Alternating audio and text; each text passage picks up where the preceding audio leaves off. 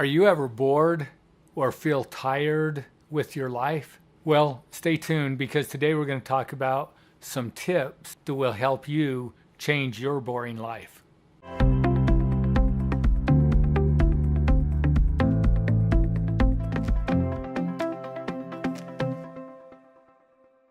So principle-based living is all about the idea that there are principles or laws that govern the world in which we live.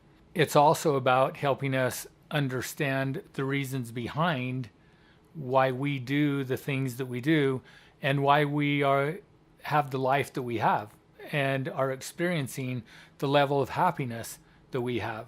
So before we talk about changing your boring life, let's figure out, well, what does it even mean to have a boring life, and why would a person have a boring life? You know, we live in a society today where we are conditioned to believe that we just are kind of entitled to things, that we shouldn't have to put forth any effort, and that things should be given to us, that we should be entertained all of the time.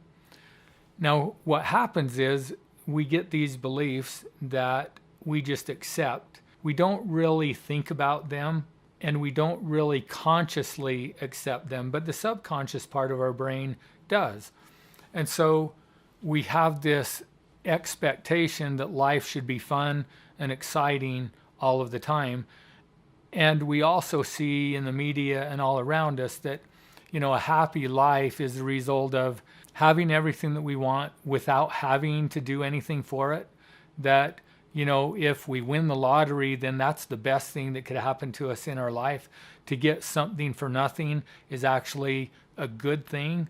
The truth is, those are all false beliefs. Getting something for nothing does not bring happiness. It may bring a short-term happy state, but long-term, we know that we didn't earn whatever it is that we received.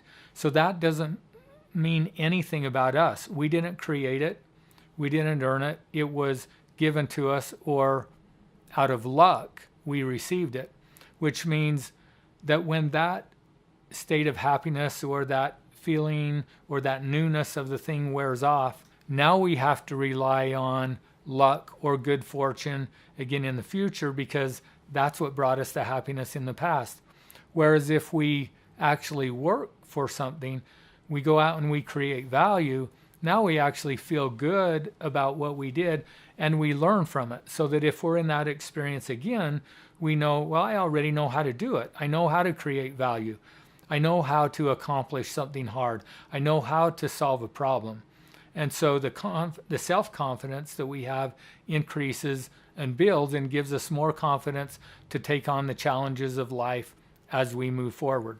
So if I'm bored in my life, what that really means is that I don't have a purpose, and I'm just kind of allowing the current of life to take me wherever it's going to take me. So think about this. In your life, whenever you are excited about something, can you have that feeling of boredom and excitement at the same time? No. So if I'm in a place of boredom, what it says is I lack excitement, which means I lack purpose, which to me really comes down to it's a result of laziness, because I can find something to be interested in any circumstance or any situation. There's a story, this is an old story about a young lady who was a servant in the home of a wealthy family, and I think she was an orphan. She didn't have a family. She didn't have resources of her own. And so she was a servant in the kitchen of this home that she worked in. But she wanted a better life, but she didn't know how to get it. And she loved to read. And one day the author of one of the books that she had read came into town and was giving a speech or a presentation. And so she went and listened to the gentleman speak. And when she was after, she went up and talked to him and just expressed to him how, you know, she enjoys reading his books. But then she also shared how sad she is of the life that had been dealt to her because she had no opportunity to change her life. And all she did was work all day in the kitchen. And one of her main duties was peeling potatoes. And so the man said to her, he says, well, when you're peeling the potatoes, where are you sitting? And she said, I'm sitting on the steps. And he said, okay, and when you're sitting on the steps, what are your feet resting on? And she said, well, they're resting on the ground. And he says, and when you look down on the ground, what do you see? And she said, well, I see bricks or cobblestone. And he said, I'll tell you what, if you write me an article, I want you to research the cobblestones, and I want you to write me an article about the cobblestones. So she did. She went back, and now she had something more of interest than just peeling potatoes. And so she did some research on what were the cobblestones that were on the floor in the house that they were in. And she found out that there were many different kinds of cobblestones and found ways in which they were made. And so she wrote this article, took it back to him, and he read it and he said, this is very good.